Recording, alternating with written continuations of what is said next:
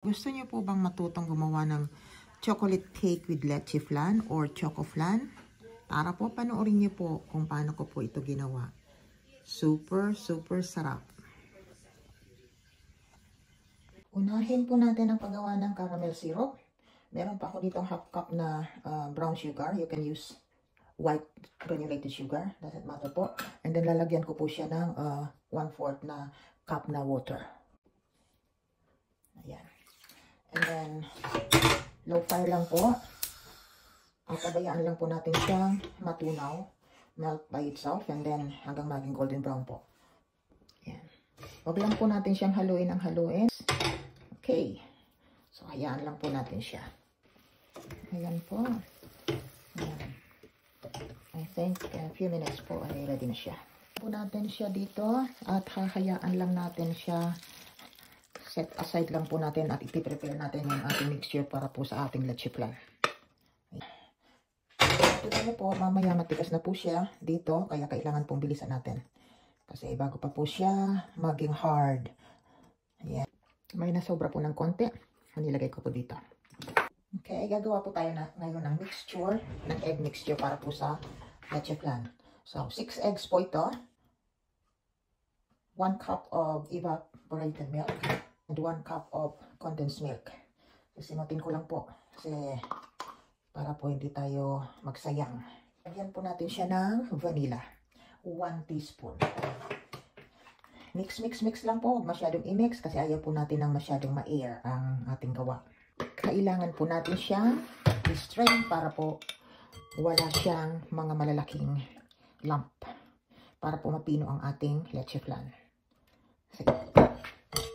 Mix, mix, mix again. And again, isa pa po. Kikita nyo, napakapino ng ating mixture mamaya. Okay. Ayan. And the final po, ay ilalagay natin ang mixture dito. Saka meron tayong maliit, magtira po tayo ng konti. So, i-strain pa rin po natin siya. Ayan. Titira lang ako ng konti para po dito sa isa. Sorry. Okay. And ito naman.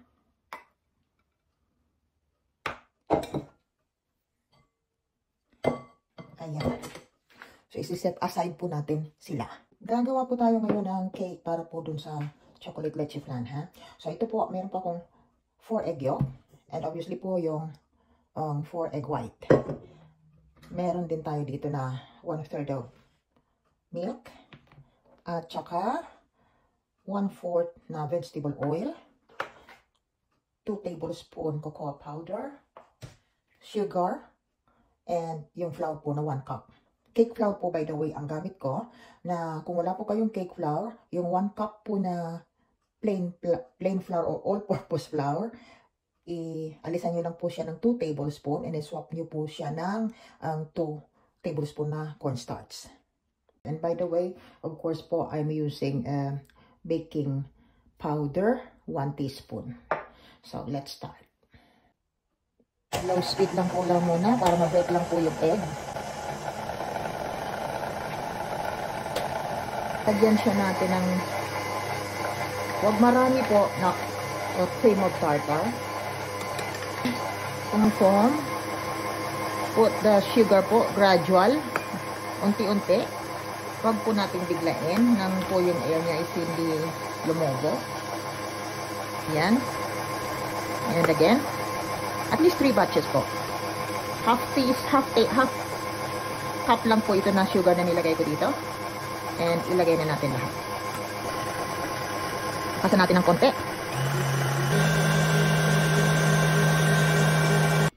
Check po natin. Let's see. Ayan. Pwede na po siguro siya. Pwede na po siya. Soft bake. Ayan. See? Ayan, hanggang ganun lang po tayo. Handa mo? Ayan. Okay. So, let's proceed po sa egg mixture. Ayan. Okay. Add po natin yung sugar. And sugar. And heat until po maging fade siya.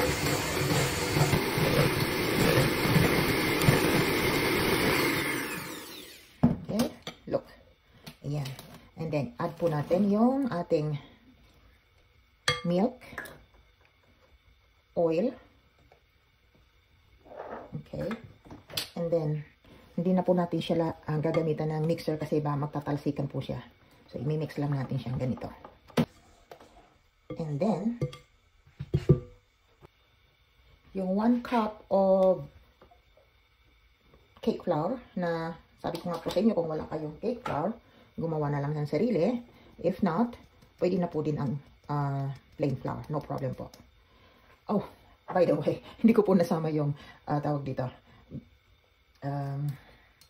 Baking powder. Sorry po. So, that's the baking powder. And the 2 tablespoons na cocoa powder. Okay. Then, pwede po natin gamitin na ngayon ang ating mixer. Dahan-dahan.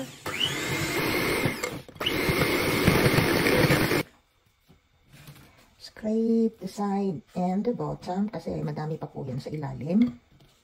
By the way po, nag-preheat na ako ng oven. Before bang para po mainit na siya. So, lagay po natin siya. By batches din po ito kasi hindi natin siya pwede rin ma-overmix. Ayan. Cut and fold. Cut and fold. Pwede po kayong gumamit ng whisker, yung hand twist po. Ayan. Okay. And another one. Cut and fold. Cut and fold. Hanggang po sa maging ma-incorporate po ang lahat. And ubusin na po natin siya. That's it. Okay. Bear in mind po, madami pa sa bottom yan. Kaya kailangan po i-scrape natin na mabuti.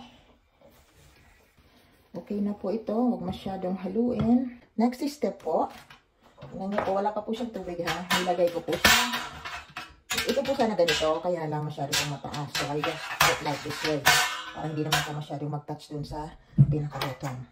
Ito madali lang dito maluto, but then I have to, put it together para po masave yung gas. So, yes po, ilalagay po natin siya ng diretso dito.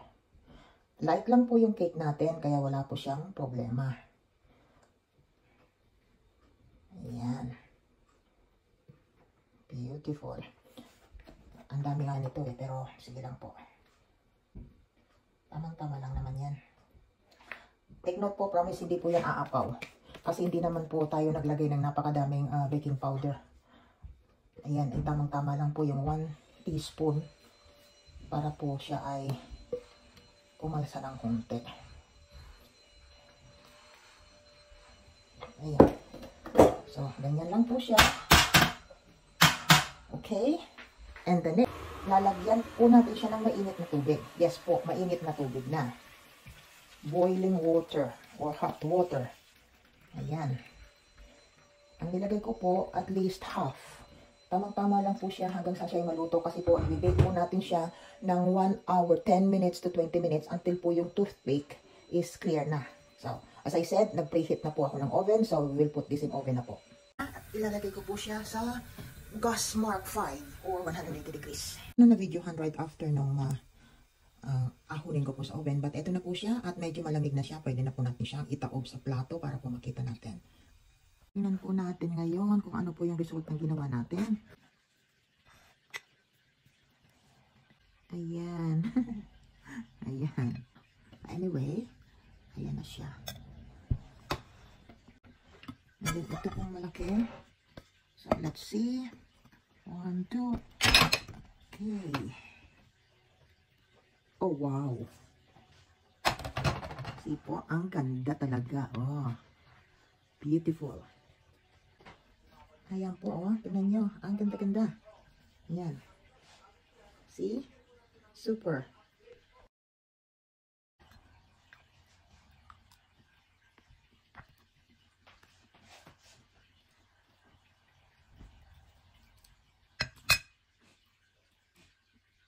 Ang sarap. Napakalambot po nung chiffon. And tama lang sa tamis yung leche flan. Try nyo po. Gawin nyo na po ito ngayon. At masarap po ito para sa handaan nyo sa Pasko. Salamat po sa panonood.